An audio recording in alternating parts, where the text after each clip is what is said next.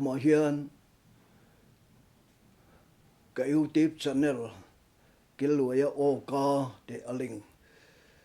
kan soi te kan lo chun zom về lệ don ani a sang ni le som ni le pali December tha hian Christmas sermon an tiang he pali emo pangai emo soyela December tha chunga hian kan chua man vekin karinga pani ka soi towa voina hian pani buk han soile kan tum dona ne a Saltang chhuahna turin kawngkhar a hawng ti hi thupuya kamang dona luka bungkhat chang arukle chang sari tran chan hianin kahan soi don ani a luka bungkhat ni chingkang kan soi sual laka chang somruk le pasari le chang somruk le pariat tran chanin soi don ani apa zakria chu tharau thiang limin akhata a soi loka lalpa Israel te pathian chu fakin omro se ami te aron tloa tlan na siam saka saltang te chhuahnan kawngkhar a hon saka te in helai chang som ruk le pasari le som ruk le pariata hian kan mu a sumi chu toy te in han soi ka tumani lali sual local tur amalama baptist tu chhuahna a localanga baptist tu chhuahna chuan isual local tur a chan chin chu aron tlang au pui donani ti in a soya sang som ruk le pakua tanga som sari le pasaria hian in do na chu lali sual local tur chuan a ne vek donani ti in chhuahna hiron tlang au donani Davida chung te Juda te tan chan damna aron siam sak anga chu leilung pian tran tira tanga pa pathian chatuan thil tum ania chatuan atanga alo ruam man lok ani de ania kan mel ma te min do tu te ho tu zong kan ta na min hok sak mo zong kha ane sak vet dona chu aro pui le dona ni te in aron soi ani a chu kan tha tu te ne na pathianin thu alo tiam to abramate jacob pale afa te ne na po thu alo tiam to thu alo thun to na ka ati lo tling ngei donani te in chhuahna hiron tlang au donani atiani lau lova kanom zel the na turin lau lova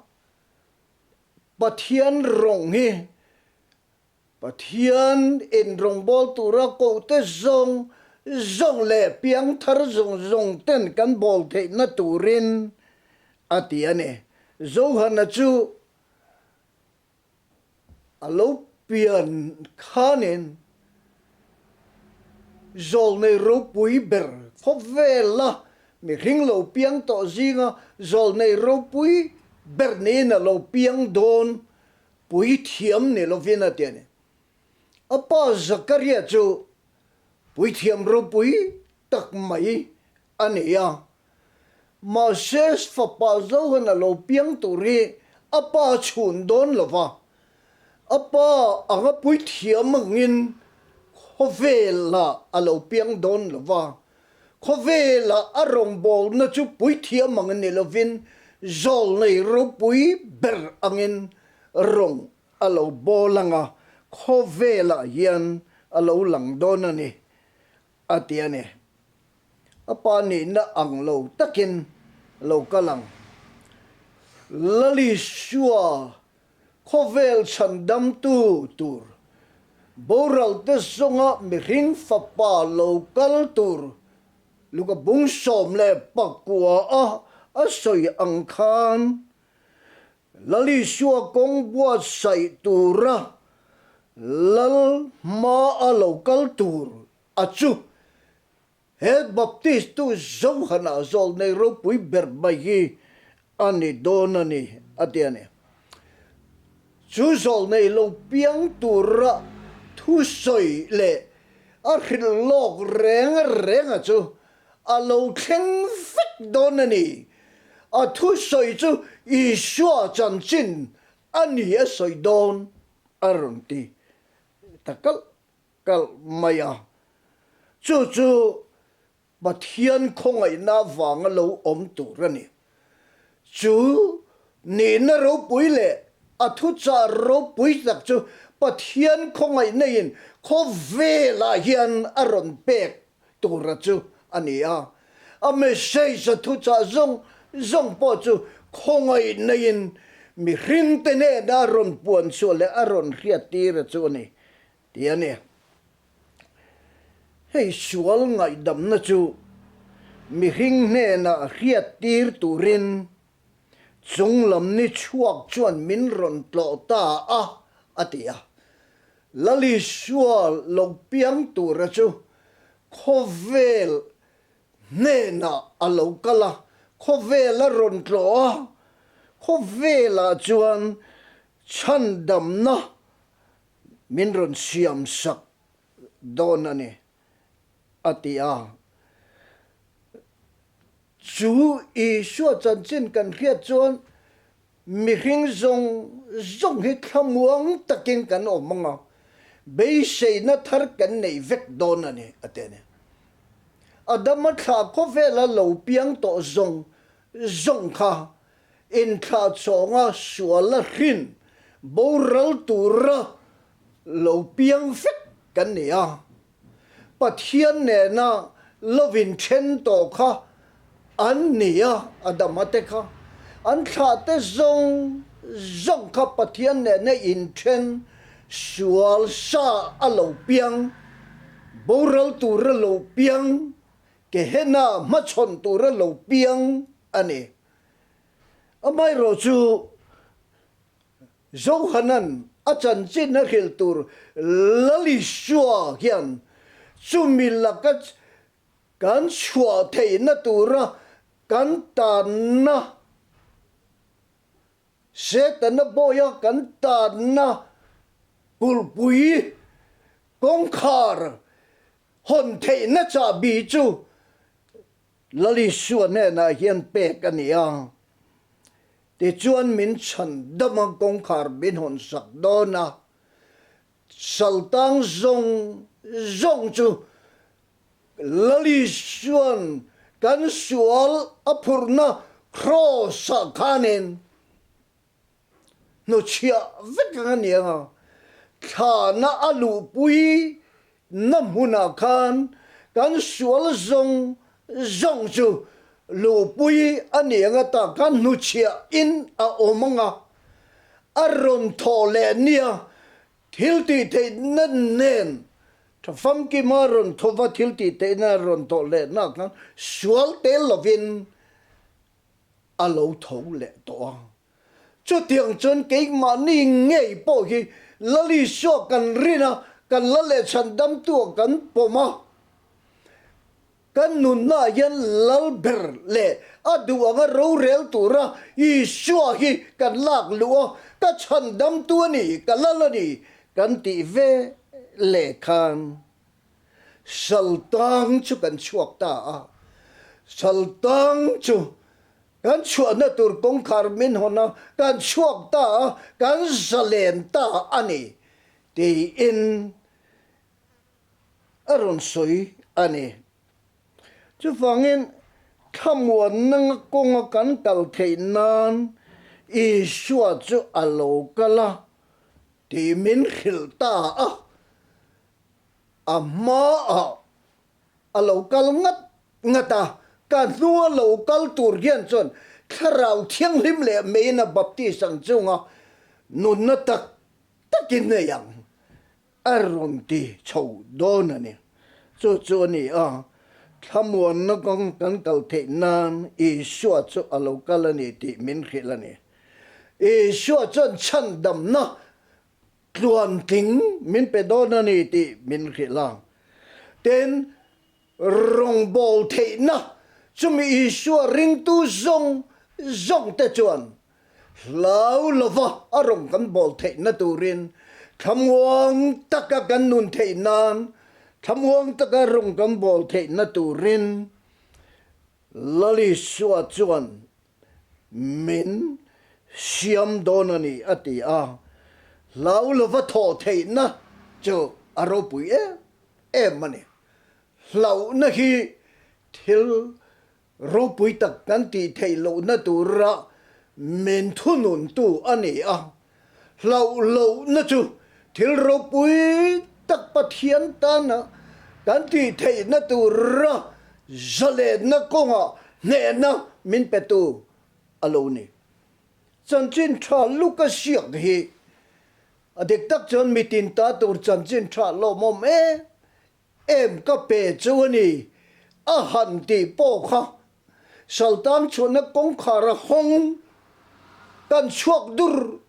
thei ta ne hei thu cha lom lutuk ani luka siak he chanchin tha lom ani fit mai ani te chuan lali suwa chu kan la le chan dam tua kan pom chuan lali suwa thil zong siam tu le thil zong chunga hok tu le thu nei tu ber chumi chu kan nei tluk chuan lom na ni lim na min pe ni khamwan na min pe lau na hi min pe tluk maya chu aro pui ber maya chu chhuahna na aron tlang au pui tur thalera ron tlang au pui tur Isua chung chang thu asoi na ani lau na hi apoi khop mai zan thim ringot lau te po tan hian chon khovel hi muang lo ni tero Pakistana min man lai chuan chanchin tha rila is Pakistana ka sukalaya min man lai chuan min soi sa ve na sa thin khop mai tiang khanen kum ni chung chu tu tin hi min interrogator ti hian lions ka ma stru lan da an thu an ma tak khan stul pakhat da in nai ren ron tak hian ta chuan min thuti ra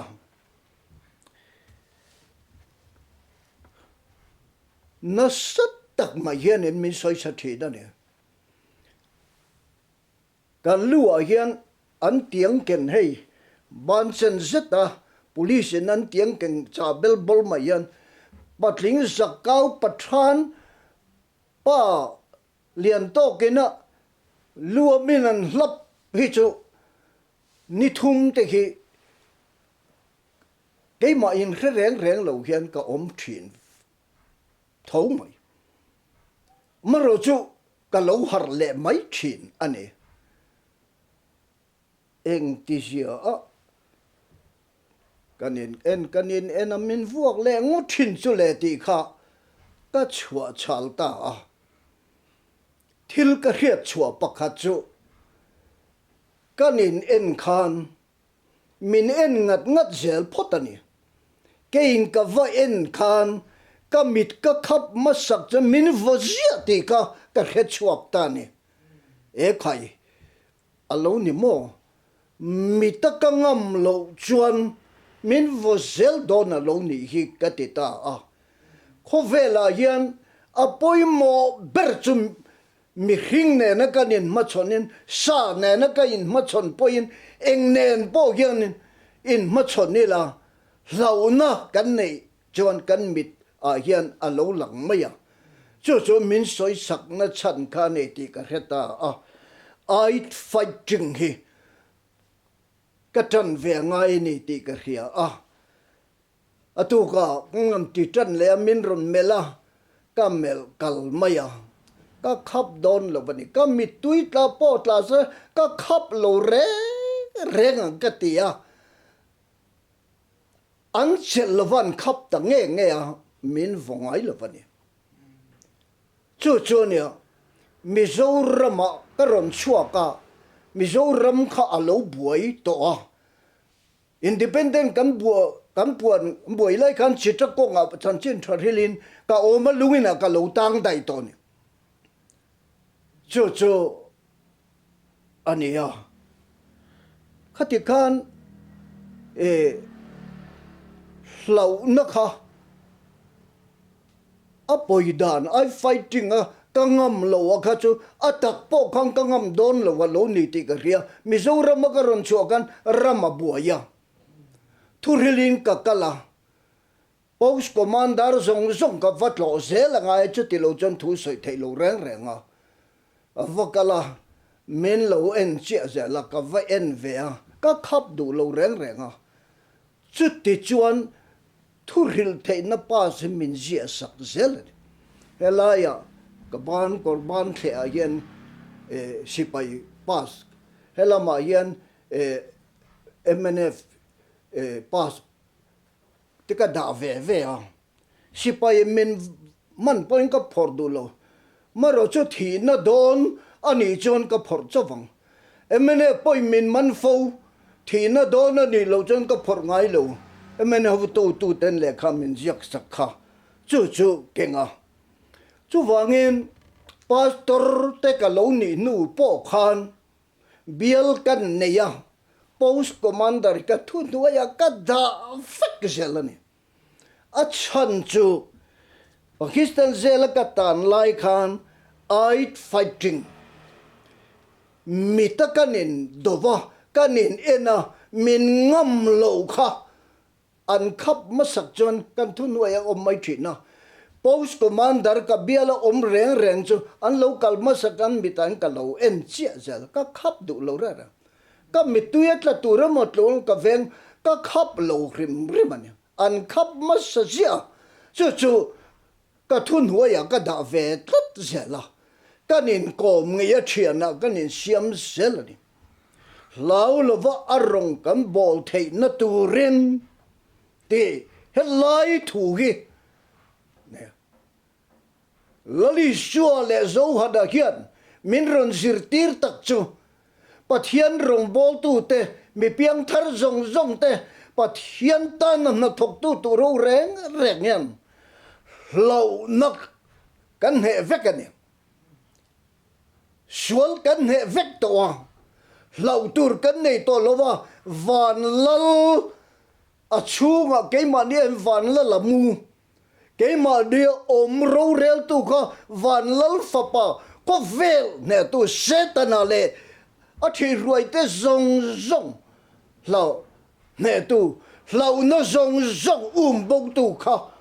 lali sho ka kan ne ya chu wangin thamuan na konga kan kal thei nan lau na zong min ne saka kan bawa lau lova arong kan bol thei na turin lali sho chu kho vela hian a lo kala tuna chuan kan tan chan dap na lo thok zo to vad lama min kal san le ta a ana zong ka kan kuta ada a kan ko va gian min pe a mo phur na kan lata a lali sua aram alo zawa alo nge a alan fia deu the na turin baptist ko ran in nga na chu alo de ta ne baptist ko ran chuan kanin nga na kong pui ber chu chan chin tha kan khilanga kho vela hian pathian ram kan ti zawanga pathian ram kan vadin na piang chu kan ti hetanga kho vela kan phogulanga li shuo ko ran chu a thi thei lo a ral thei lo a bo thei lo ne thei lo vani ti hi kan lan fia tir de deu don ni ti ka baptist in nga na ro pui le tuk chu alo ni ta ani apoi mo le maya lau lova arong min bol tir thei na tur lali sho chon lau na min bo saka lau tur min ne sak veka ati klom veka ni ti he Christmas thu cha yen ka soi du poi mo em chone i re thei ni mai thei le khai thiam lo ni mai thei i personality po sang le tu lo ni mai thei in tho in ei lo ni mai thei ma se mo ka u nau du to lali shuo ilalle chan dam tua ipo ma i shuo kha nang ma ilag luwa ho tu ber i siama i chunga ro reu tu ra thu nei na i pek ngam phot chuan i chunga van la la muani ti khereng ro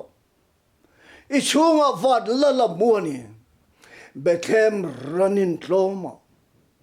Bethlehem ranin tloma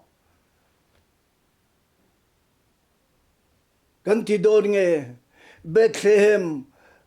ran chopek na thenga Isua amuni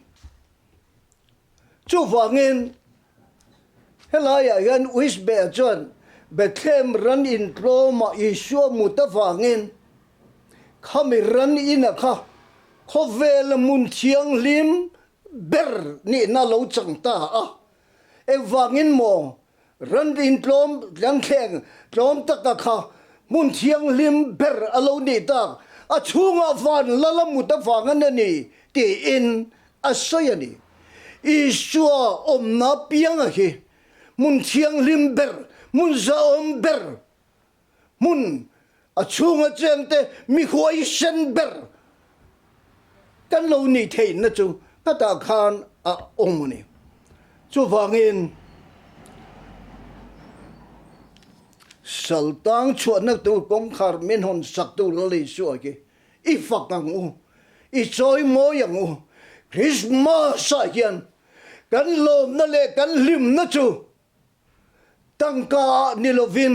kan chung ka sa om na ni lovin kan fa ten that le that lo na ni lovin pathiana Isua Krista kan kanin ngat zok tur ani mi ringa ka inga chon kan rin mi ringa ka athi una chon ka rin na ka lo na ka bo vekang poisa ka inga chon ka poisa ka kanina ka na abo chon chon ke ma ka chevek donan chu wangin pathiana chau hian kanin nga angai ani chu wangin lau lova arong min bol tir thei tu lali so hi tun Christmas sa hian i fakang u i choi mo yang u ane na lom thui so yang u atani nuang u arogi bolang u setana le ho te zong thil te ten min ne sak vet to lau tur dan nei to lovani ti kha chandam na min pe rong bol na min pe lau lova thok the na min pe de ti ka soi du ania pathian ne kan thu soi malmin som sak ro se